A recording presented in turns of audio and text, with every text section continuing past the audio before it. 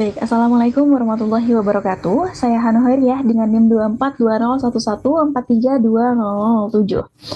Ya, di sini saya akan mempresentasikan hasil esai reflektif saya yang berjudul Analisis Wacana Kritis dalam Pendidikan. Baik, pendidikan sejatinya bukan hanya proses mentransfer pengetahuan, melainkan juga sarana pembentukan kesadaran sosial, nilai, dan identitas. Dalam seluruh proses tersebut, bahasa memiliki posisi yang sangat penting karena menjadi medium utama pembelajaran dan pembentukan makna. Namun, bahasa dalam konteks pendidikan tidak pernah benar-benar netral.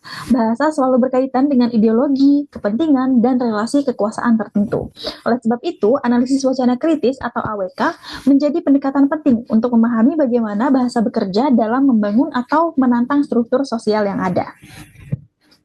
Analisis wacana kritis memandang wacana sebagai praktik sosial yang menengahi hubungan antara bahasa dan kekuasaan. Pendekatan ini mengkaji bagaimana ideologi beroperasi secara halus melalui teks, ujaran, dan interaksi sosial.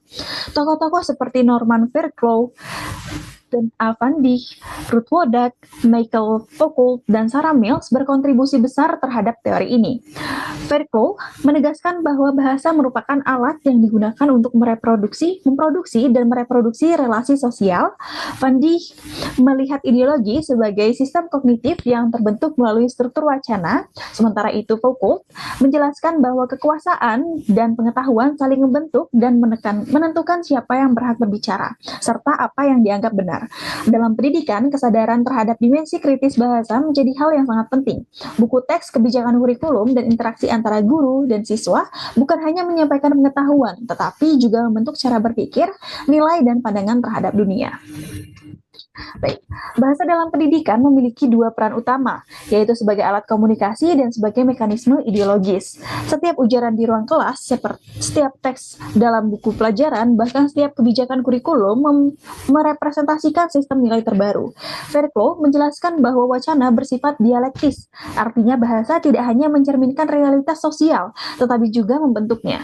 Dalam praktik pembelajaran, hubungan antara guru dan siswa seringkali mencerminkan relasi kekuasaan. Guru diposisikan sebagai sumber utama kebenaran, sedangkan siswa ditempatkan sebagai penerima pasif. Ungkapan seperti kerjakan sesuai petunjuk guru atau ikuti contoh di buku memperlihatkan pola komunikasi hierarkis yang menempatkan otoritas pada pengajar dan teks. Polanya menunjukkan bahwa bahasa dapat menjadi sarana reproduksi nilai kepatuhan dan ketundukan terhadap otoritas, bukan sarana pengembangan pemikiran kritis. Kemudian, Foucault memberikan pemahaman lebih mendalam melalui konsep power atau knowledge atau kekuasaan pengetahuan. Kekuasaan tidak hanya menindas, tetapi juga membentuk subjek dan mengatur batas kebenaran. Dalam pendidikan, hal ini terdapat pada cara kurikulum menentukan topik yang dianggap penting, atau pada bagaimana bahasa baku dijadikan tolak ukur kecerdasan.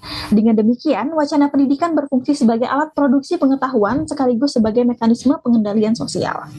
Nah, sementara itu, Paulo Freire dalam konsep pedagogi kritis menegaskan bahwa pendidikan seharusnya bersifat membebaskan. Peserta didik perlu dilatih untuk membaca dunia secara reflektif melalui bahasa.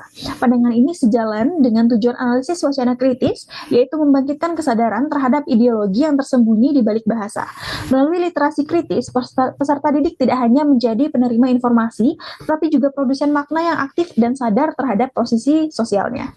Salah satu contoh paling nyata dari wacana ideologis dalam pendidikan dapat ditemukan dalam buku teks pelajaran. Kajian wacana kritis menunjukkan bahwa banyak teks pendidikan masih memuat bias gender, etnis, dan kelas sosial. Tokoh laki-laki sering digambarkan sebagai pemimpin atau tokoh sukses, sementara perempuan cenderung ditampilkan dalam peran domestik.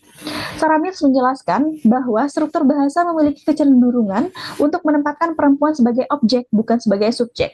Misalnya, dalam kalimat perempuan dijadikan korban kekerasan, menghapus agen pelaku dan secara tidak langsung memperkuat narasi ketidakberdayaan sang perempuan tersebut.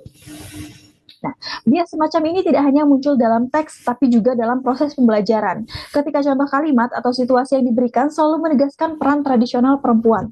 Sistem pendidikan secara tidak langsung ikut mereproduksi ketimpangan sosial. Analisis wacana kritis mengajarkan bahwa transformasi pendidikan perlu dimulai dari perubahan bahasa. Guru berperan penting sebagai agen kritis yang membantu peserta didik membaca teks dengan kesadaran wacana atau yang disebut sebagai critical reading. Melalui pembacaan kritis, peserta didik diajak untuk menelusuri bias, ideologi, dan relasi kekuasaan yang tersembunyi dalam teks. Pertanyaan seperti mengapa penulis memilih kata tersebut, atau bagaimana pilihan bahasa ini memengaruhi pembaca, membantu peserta didik memahami bahasa sebagai konstruksi makna, bukan sekadar alat komunikasi. Rothbard melalui discourse historical approach menekankan pentingnya konteks sosial dan historis dalam analisis wacana. Dalam pendidikan, hal ini berarti memahami bahwa praktik pembelajaran tidak terlepas dari sejarah kolonialisme, modernisasi, dan globalisasi.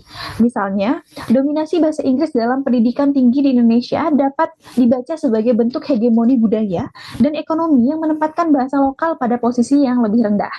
Kesadaran wacana tidak hanya penting bagi peserta didik, tetapi juga bagi pendidik dalam pembuat kebijakan.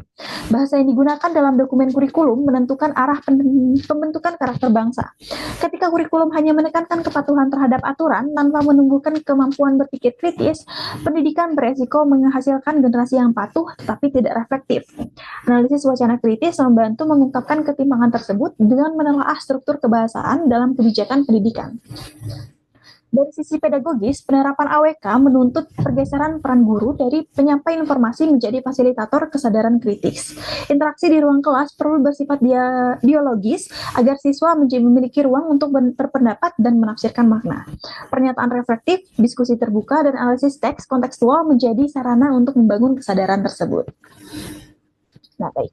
Dari pembahasan tadi, maka dapat disimpulkan, analisis wacana kritis memberikan kerangka komprehensif untuk memahami hubungan antara bahasa, ideologi, dan kekuasaan dalam dunia pendidikan. Pandangan dari Fairclough, Foucault, dan Van Dijk, Wodak, dan Mills menunjukkan bahwa pendidikan tidak dapat dipisahkan dari praktik sosial yang syarat nilai dan kepentingan. Bahasa yang digunakan dalam buku teks, ruang kelas, maupun kebijakan pendidikan berperan dalam membentuk kesadaran, identitas, dan struktur sosial peserta didik.